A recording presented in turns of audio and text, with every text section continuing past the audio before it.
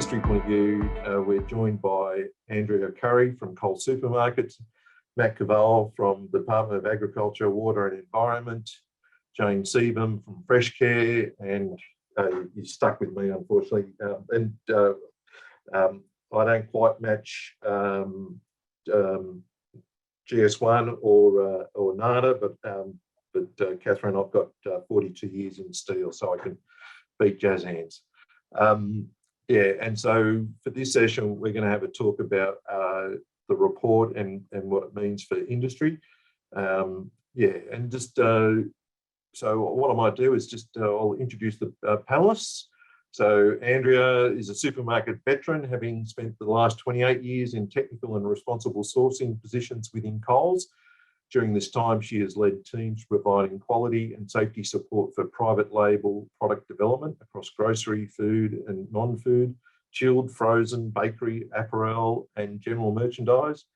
In her current role, she leads programs of work delivering safe, legal, compliant, responsibly and ethically sourced own brand products of repeatable quality. We're also joined by, just jump to my notes, Matt Cavell. Matt is the first Assistant Secretary of the Agricultural Trade Reform Division within the Department of Ag, Water and Environment. Prior roles to this include leading the Trade and Market Access Division, the Biosecurity Policy Division, the Agricultural Policy Division, and the Minister Councillor Agriculture based in Brussels, Belgium. Matt's worked on a broad range of domestic and international agricultural policies at both the state and Australian government level. These include biosecurity, trade, drought management, education and training, agricultural chemicals, pests and weeds, rural adjustment, rural financial counselling and water management initiatives. He's been very busy.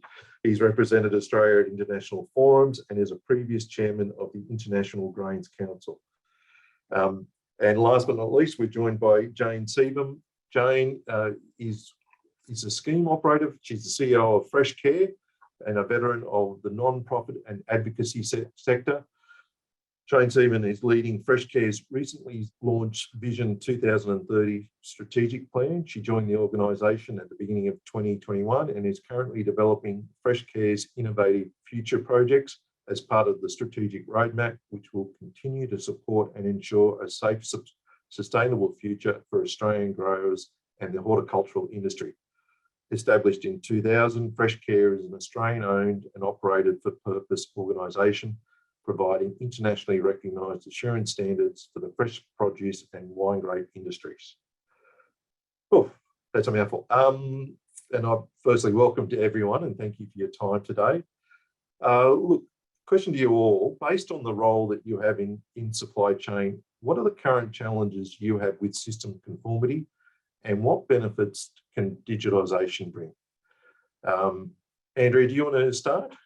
Yeah, sure. Thanks, David. So I think that the speakers that we've heard from already in this webinar have created quite a compelling use case, or multiple compelling use cases. But I really wanted to share a use case example that Coles is grappling with at the moment.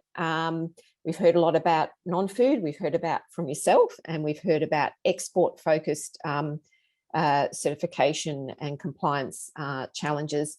But the one that I'm personally grappling with in my role at the moment is a horticulturally based one, and it's a domestic challenge. So Australia is very fortunate to have a horticulture industry that means that we're virtually self-sufficient when it comes to producing the fruit and vegetables that constitute part of our meals every day. And that means that we have growing seasons in different regions of the country. What it also means is, as a national retailer, we have to organise the movement of fruits and vegetables across state and territory borders, and to take into account and very obviously comply with the requirements of individual states and territories for biosecurity reasons, pest and disease control. So there's lots of certification that's involved in confirming the freedom from pest or disease, or a treatment to deal with pest and disease. They're issued as certifications, and we somehow have to make sure that those certificates accompany the product all the way to the final distribution centre from where they end up in stores. It sounds easy, and I can tell you it is very definitely not. In a handful of cases, it's the exception rather than the rule. Some of those certifications are actually managed still on hard copy.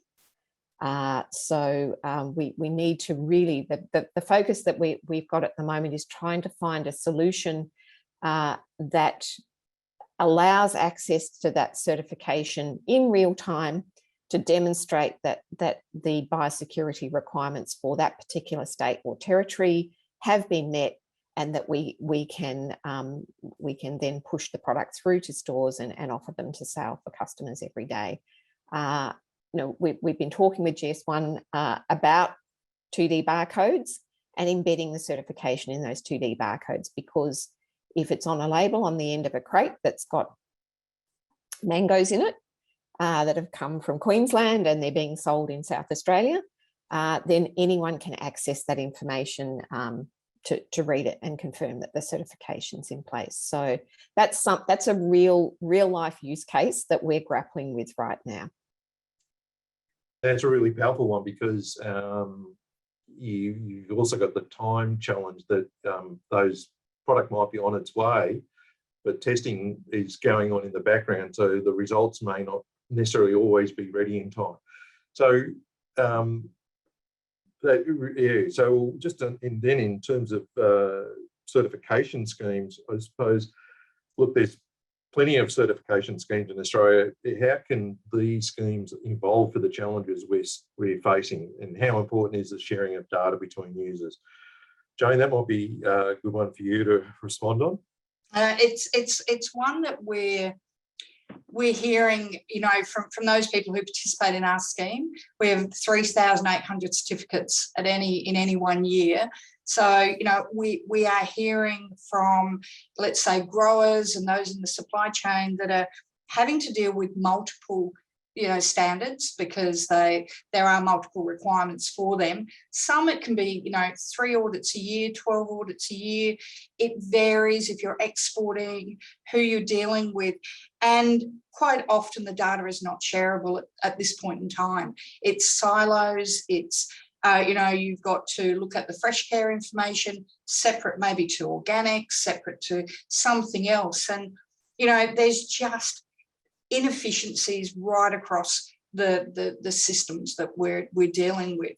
The other thing that we're seeing is there are silos of software being developed and solutions coming to market, which are hitting one issue or maybe two, but not looking at right through the supply chain. And I, all of the speakers today and the CEOs are talking about sharing of data, creating trust. And when you think about it, especially in horticulture, we have a lot of smaller operators. We have to take them on the journey, and we have to enable them to be able to, create the trust in their products and the statements they're making. So I think every scheme operator is looking at this and is looking to these sort of solutions to be creating that conformity that we need. It's a pretty big challenge you got there. And I suppose, Matt, we've heard the Minister talk about recognising the importance of this. As a man in the hot seat, what does that translate in terms of the work that you and your team got underway? Thanks, David, and thank you for the opportunity to be here today with over 100 people interested. It is something that hopefully we can continue to grow. Look, it's very interesting listening to Andrea and Jane. In my time in biosecurity, I've probably dealt with those issues, I don't know, wouldn't like to say how many times, but what we're trying to do in what governments ask us to do. So essentially, traceability has been around for a long time. We use it for domestic and international purposes. We are We are one of the largest regulators. We regulate imports into the country as well as the majority of exports on the basis of what third countries want us to do. And we've spent a bit of time actually asking industry representatives, by that I mean research institutions, service providers, participants in this system and everything else. And we've heard a very similar thing to what both Andrew and Jane have talked about. That is, we have a traceability system that doesn't talk to participants along the supply chain. It doesn't actually make systems information available. You get locked into proprietary systems. There's no leadership around data standards and governance and how you actually do all these type of things. And so, and I should say, you know, we do have a very good traceability system in Australia for animal and plant health. You know, we actually, this is about how we actually strengthen our system and make it genuine, the rest of the world envious about what we do. So, you know, we do have a good, strong system. This is about improving it. So what we've been asked to do, and the Minister announced back in January, is $68.4 million, and Minister Dunningham mentioned that in his open comments, is try to answer those questions for industry and actually say, well, how can we actually help industry overcome some of those things from an agricultural perspective? But we are taking a whole of supply chain approach to this. So we have some other funds around digitising our systems. And so it's digitising certificates for plant health, animal health overseas and those type of things. But what we're trying to do in the traceability project is say from a whole of systems point of view, how can you make information flow and available for whomever wants it to actually verify whatever it is claim they want it to be. Conformance, sustainability, food safety, whatever that may be. How you make that information available. So through the $68.4 million, what we're looking to do is set up a summit where we bring everyone together, all stakeholders, states and territories, and you know, some of the stuff that Andrew talked about is because we are a federation and we do have interstate trade arrangements. We bring everyone together, states and territories, ourselves, industry, about what it is that the system we want going forward. We then build an alliance around how we actually generate the momentum and keep those interested parties together. And then we build a strategy, and then we'll think about how we invest and deliver upon that. Essentially, that's what we want to do through this traceability project that the government's announced, is try to answer some of these questions and try to solve some of these issues. The power of digitisation is allowing that information to flow to whoever wants it. And if we get it right, we will reduce a lot of the duplication and a lot of the overlap that already currently occurs. It would allow us to actually put product into international markets at a higher price. It would allow us to grow the economy. It would allow us to actually meet the industry target of $100 billion of farm gate value by 2030, which is some 93 months away. So we don't really have that much time. So that's what we're trying to do through our traceability package. We also have a range of other initiatives about digitising our supply chains, about putting e-certificates out to third countries, those type of things. But there is a challenge. Countries have to accept that. But if we can get it right and we can build the value proposition and show that this is useful for all of us, that becomes a much easier ask for us. Pat, thank you. There is a question that from earlier that might be relevant that I'll throw to you. It's from Scott Ledger around mangoes, and he was just interested in what discussions have been held with the department about e-certificates for export phytosanitary requirements and with state governments for interstate certification assurance. I think I've pronounced that right. I think that's a good live one for you. Yeah, it's fine. So an ePhyto, we are so the ePhyto hub and putting horticulture-based products on the ePhyto. It is on our work plan to do. So we are looking to digitise ePhyto certificates. That will help. Yeah, be it mango or be it grain exporters. So it's on our work program to do. Not in this project, but another project that I'm also looking after as well. So Scott, watch this space. Very good, thank you. Look, well, I'll just jump in, and I might actually get Emil just to put up some slides that we sort of go back to the slide pack and I'll just talk briefly about from a manufacturing point of view and InfraBuild and what we've been doing in this area and what we want to do next. So we've talked about I showed earlier at the start the slides. I suppose it just just to pick up on where use of the global data standards and that unique identification, what that's allowed us to do is to pick up, you know, in the first instance, a bit of a bonus in that because we're uniquely identifying our product, we're also have got the ability to share transport information with our transport providers. And what that means, if we go to the next slide, and again, this is the where we're using this is the same product tag and product that I described at the start of the session today, and this is actually tracking the delivery event. So we can send information to our transport provider and get the information back on when the product was left our mill on the back of a truck and arrived at our customer's premises, and that unloading had confirmed. So by leveraging off those global data standards, we can sort of push the envelope a bit more in terms of how far traceability and in turn give more confidence to our customers about that they're getting the right product and the conformity associated with those products. And from an InfraBuild point of view, we want to build on that. We're actually sort of to help on that whole product conformity. If you go to the next slide, just at Christmas time, we just put into our mill in Sydney. For us, in terms of what next, just in our mill in Sydney where we're recycling steel. If you go to the next slide, please, Emil. We've just introduced in our caster where we actually melt the steel scrap down and recast it into billets. We've introduced a laser etching system, and that actually, this photo on the left is our stack of billets, which is pretty exciting for a steel manufacturer. And that actually shows the new billets with the new marking on the top of the stack versus the billets at the bottom, which have got the old number stamped, which you can see badly in the top right photo, versus using the data matrix in the bottom right photo. And that went in at Christmas, and we've now just put in some vision scanning system in our rolling mills to actually verify the product. So that's just sort of from an InfraBuild point of view, what we're trying to do using those data standards, and what we're also looking to launch. If we go to the next slide, please, Emil. Which is, so this is actually a mock-up of a new product tag that we've ordered just around Christmas time, and we'll start trialing the use of RFID product tags. So again, it's just about using those global data standards to encode the tag with both the barcode and an RFID.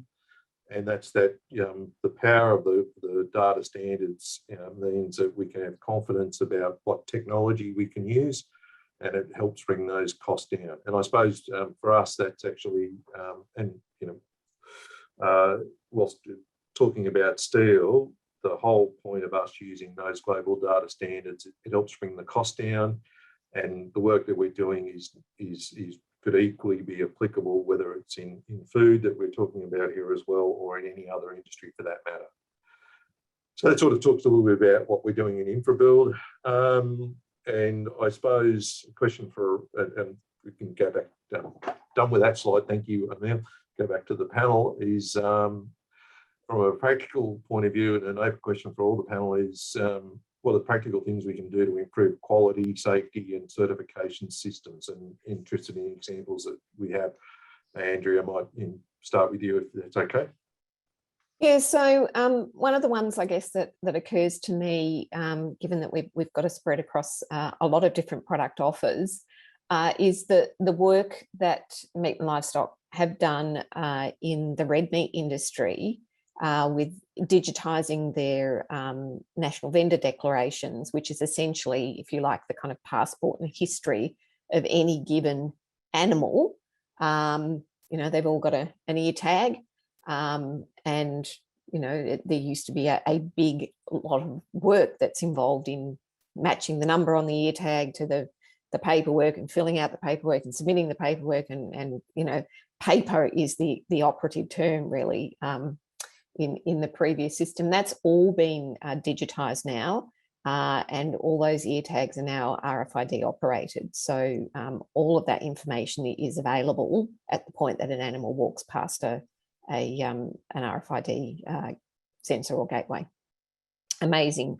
And, you know, if we could get to that point in horticulture, it would certainly make my job much easier, it would make Jane's job much easier as well, I think. And, you know, I suspect it would really help with our national traceability project and our export focus project as well. So I suspect Matthew might be a bit happy about that as an outcome as well. And speaking, thank you, Andrea, and speaking as a manufacturer of the Waratah fencing range, we'd be more than happy to use the same RFID readers for the delivery of barbed wire to that same farm. Jane, I suppose that actually is from your perspective, and I suppose one of the power of the data standards and using global data standards from a scheme perspective. What does that mean in terms of help driving down costs and you know, some examples of industry activities to support that, to support those smaller operators, I suppose? Yeah, and look, I think it's smaller and larger operators across the whole spectrum are doing a lot of this work today. It is done today as part of their certification process. It's manual and it is time consuming. So I think that, you know, if we can create that value proposition for change for, you know, especially the smaller operators, create the value of their certificates become more trusted. The whole process becomes more trusted. From, you know, a certified auditor was used, a certified lab was used. We look at then reducing food fraud. We look at it from our products going overseas and people trusting that they are from Australia. And whereas at the moment, I don't know that is as simple as we would like it to be and as transparent. And so I think that whatever we do domestically or from an export perspective, vice versa, will put us in a much better position from the smaller grower through to the larger grower or anybody in our supply chain. And if we, you know, I look at it from those who participate with us in our scheme, and if we can create value proposition and trust, and I think we will go a long way to getting people on board very quickly. Growers will see the value in this. Yep. They probably, I think that, you know, in terms of the work that you're leading, how you corral both federal and state departments to help support that sort of standardization, that's the right word? Yes, and look, we have a vision, and so and we are sharing it with government. So yeah, it's early days, but one hopes that we get some runs on the board quickly. Thanks, Jane. Matt, from your perspective? Look, standardisation, harmonisation, states and territories and rules and regulations is something that is something we always work on. It's always a challenge, but a whole raft of reasons. Data standards and allowing data to flow is the first part of that, is a key part of that, because then it becomes much more simpler. It'd be really nice if one of Jane's clients could actually sell their product in Woolworths in Melbourne, Coles in Brisbane, or to Walmart using the same standards. That'd be really neat in the future. And if we can sort of keep those type of things in mind, then we can demonstrate the value. It is the value proposition that we really got to struggle with, that struggles with. So I've been in this space for a little while, maybe 10, 15. I don't want to own up to any longer than that, but it probably is. It's probably last century. But it is a value proposition about what it is means for growers and small growers particularly, because it's a bigger cost for them, or barriers to entry. So we do have to think about that. For us, it's really keen. We're really keen to co-design with the industry. The ones who are actually going to use this, be it a producer, be it a retailer, be it a logistics person or supplier, we want to co-design because we don't have the answers. We don't pretend to. We actually want to learn and listen from what. And there's already a lot of stuff out there. I think Andrea and Jane gave really good examples of stuff that's already out there. Let's actually be pragmatic and not reinvent the wheel and work with people.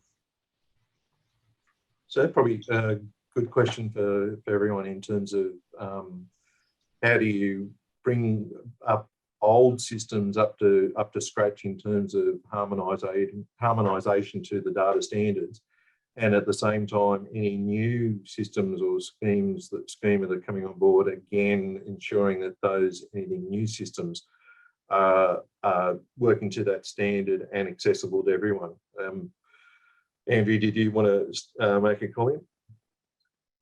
So it's a really pertinent consideration. You know, we obviously have lots of people who come to us and say, here's our proprietary traceability program. How about you get on board, Coles, and we'll solve all your traceability problems for you. The first question that I ask when people do that is, does it actually meet the global traceability standards? You know, that's kind of, you know, minimum discussion, I guess, from the point of view that while our work is predominantly domestically focused, we do have an export facility as well. And what we also want to be able to do is facilitate exchange of information, not just from Australia to international, but vice versa as well, because we do have some product that we import into the country as well. So having that global operability is very, very important for us. And then it, I guess, comes down to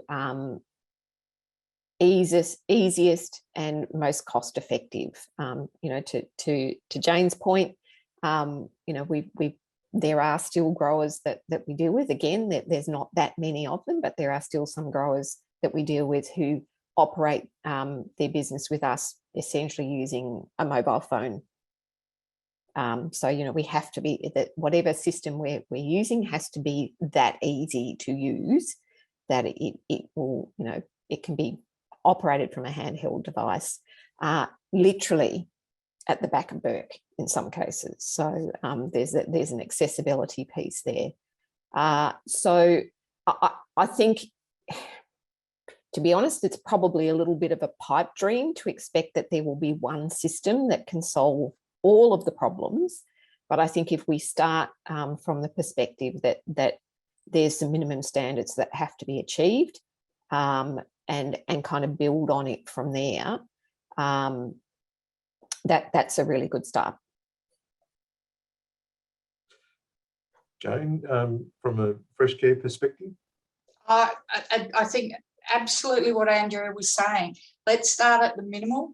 Let's start what it is that is required at that minimal viable product, and build from there, because I think the appetite is there. Everybody is looking for something now, not, you know, a long time in the future. And the more simple we can make the scope, we can stick to it, deliver it, and then build on it. And I think that there's already a lot of work that's already been done. And let's, you know, if we're having a national summit or a summit on this, we've got a great place to start. It's not a massive project, in my view. Yep. Matt might not agree. Matt, you got plenty of supporters. And I suppose that it just, before we wrap up, just a couple of things. We've been talking about the trade, you know, and we're looking more from a domestic point of view. But I suppose the thing that's of interest is, particularly from, you know, Andrea, from your perspective, and Matt, what are our trading partners overseas doing? You know, does this, you know, the work that we're doing here, and you know, particularly the report that we're referring to in terms of what NADA and JASANS and GS1 have just published, how does this work compare to what you're seeing with overseas suppliers and overseas governments, I suppose, from an alignment point of view? Maybe Matt, I don't know if you... Yeah, I reckon Matt.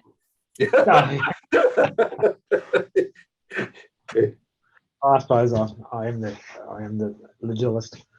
Look, it's interesting. So, a couple of observations we're seeing coming from internationally.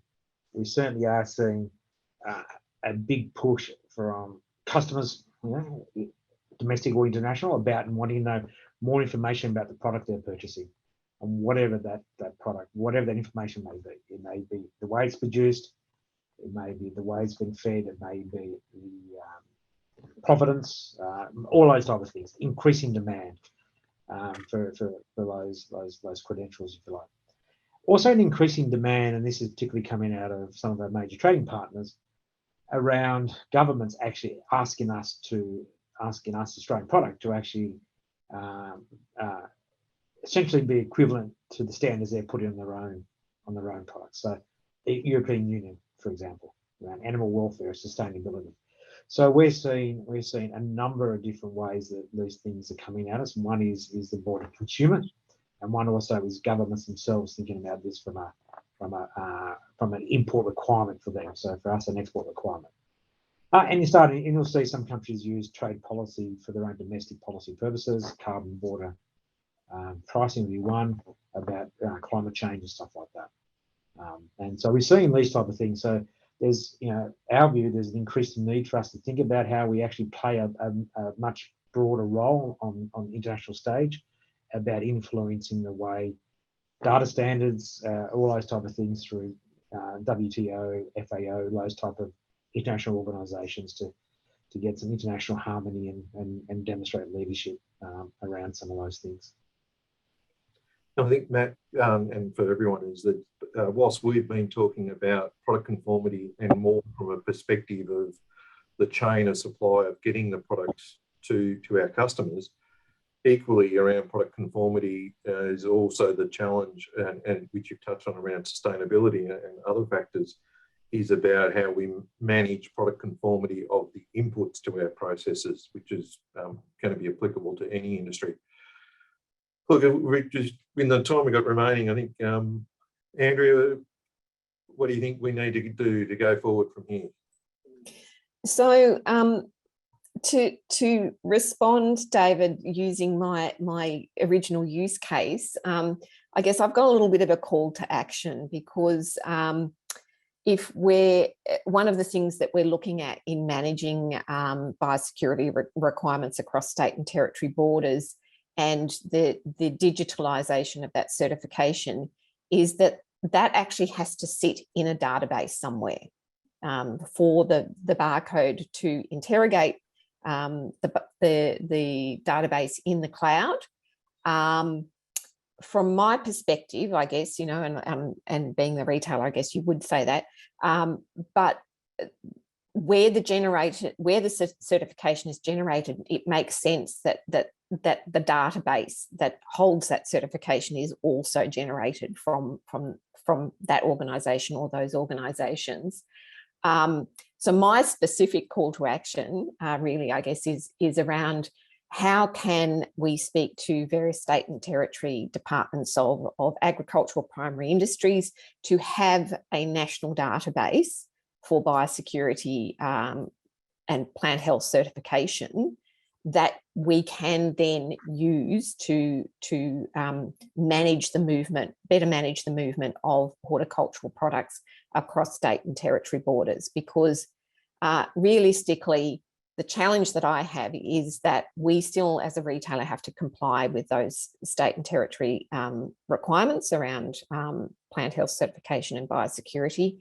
And if there isn't a shared database, then we're going to have to build it ourselves. And then what we end up with is once again this kind of proliferation of systems. So it's a very specific call to action, but it would very much help solve this very thorny problem that I'm particularly wrestling with in my role, in trying to make sure that the fruits, literally the fruits of labour from Jane's constituency, actually get shared and enjoyed by Australian consumers all around this wonderful country. So I'm going to pause at that point. Thank you. And Jane, from your perspective? Look, fully support that call for action. I think that I'll go back to, we keep it as simple as possible. We meet the minimum needs, create something that we can all build on. We know we've got so many problems. People are doing this manually today. It's time consuming, or all these silos everywhere. Create that common view, and then we can all leverage off of that the best for what we are as a scheme operator, a retailer, a regulator. But we need that base. We need something that's simple. Yep. And for my 5 cents, I support that, and I think it's being smarter with the data that we do have now and working it as hard as possible and getting full value out of it. So and that also means, and I think I saw a question there in the chat area as well. By having those data standards, it does open the way for use of API queries and things like that, so we can have a better way to share data as well in a timely fashion. So yeah, totally support what's been said. And Matt, do you want to have you can have the last word, and if you like. Look, just I firmly believe data should flow, data should be available. My concern about a great big database is I've been involved in a couple, and they get very, very big and very, very clunky. And so I think in this modern environment and where we're going, how you actually make data available for those who need it and pull it as they need it in a way that's trusted and verifiable is the key. And I think here's a great opportunity, calls out there. We are trying to help solve some of these problems. So more than happy to take whatever help anyone's willing to offer us.